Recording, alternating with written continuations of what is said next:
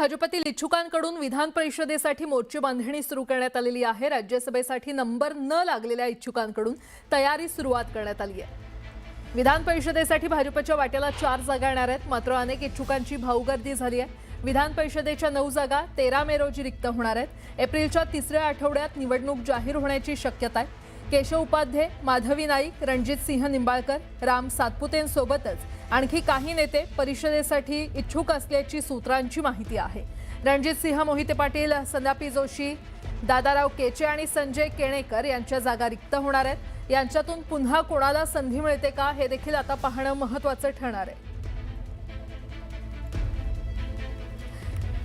राष्ट्रवादी काँग्रेसमध्ये गेल्या काही दिवसांपासून सुंदोपसुंदीची चर्चा होती आणि त्यातच राष्ट्रवादी काँग्रेसच्या राष्ट्रीय अध्यक्षा सुनेत्रा पवार यांनी निवडणूक आयोगाला 10 मार्च रोजी लिहिलेलं पत्र समोर आलेलं आहे। त्यामुळे या चर्चांना अधिकच बळ मिळालंय। सुनेत्रा पवारांनी निवडणूक आयोगाला दिलेल्या पत्रात सुनील तटकरे आणि प्रफुल्ल पटेल यांच्या पदाचा उल्लेख करण्यात आला नाहीये। मात्र या पत्रात अध्यक्ष म्हणून स्वतःच्या अध्यक्षपदाचा उल्लेख केल्याचं समोर आलंय। या पत्रात शिवाजीराव गर्जेंचा खजिनदार म्हणून उल्लेख केलाय। 10 मार्चला दिलेल्या पत्रानं राज्याच्या राजकारणात खळबळ उडालेली आहे। 26 फेब्रुवारी 2026 रोजी जेव्हा सुनेत्रा पवारांची राष्ट्रीय अध्यक्ष म्हणून निवड झाली त्याचवेळी हे ठराव पारित करण्यात आले। दरम्यान तटकरे आणि प्रफुल्ल पटेलांनी पक्षाच्या घटनेत बदल करून पक्षाचे सर्व अधिकार कार्याध्यक्ष प्रफुल्ल पटेलांना देण्यात आल्याचं पत्र निवडणूक आयोगाला 16 फेब्रुवारीला पाठवल्याचा आरोप रोहित पवार यांनी केला होता। तर 28 जानेवारी अजित पवार यांचा झालेला अपघात ते सुनेत्रा पवारांनी 26 फेब्रुवारी रोजी राष्ट्रीय अध्यक्षपदी झालेल्या निवडीच्या कालावधी दरम्यान पक्षाकडून जो पत्रव्यवहार झाला निवडणूक आयोगाकडे करण्यात आला तो ग्राह्य धरू नये असं सुनेत्रा पवार यांनी 10 मार्चला पाठवलेल्या पत्रात नमूद केल्याचा दावा रोहित पवार यांनी केला होता। आता सुनेत्रा पवारांनी निवडणूक आयोगाला लिहिलेलं पत्र समोर आलेलं आहे।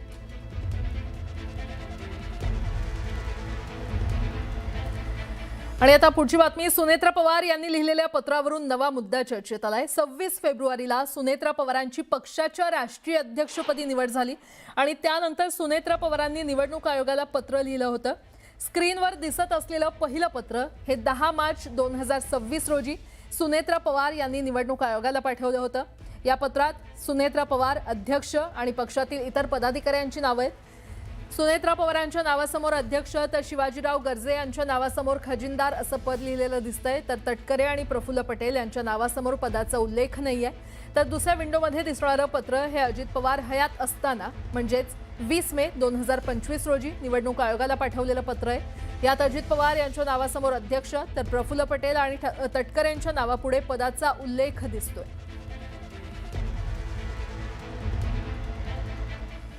राज्यात पुन्हा एकदा दोन्ही राष्ट्रवादी काँग्रेसच्या विलीनीकरणाच्या चर्चेला तोंड फुटलेलं आहे। राष्ट्रवादी काँग्रेसचे प्रदेशाध्यक्ष सुनील तटकरेंनी एका वृत्तवाहिनीला दिलेल्या मुलाखतीत विलीनीकरणाच्या चर्चेची आपल्याला माहिती होती असं वक्तव्य केल्यानं चर्चा सुरू झाली। सुनील तटकरेंनी आपल्या आधीच्या वक्तव्यावरून युटर्न घेतलाय का याची चर्चा सुरू झालेली आहे। दरम्यान सुनील तटकरेंनी केलेल्या वक्तव्यावर शरद पवारांच्या पक्षाच्या नेत्यांनी निशाणा साधलाय।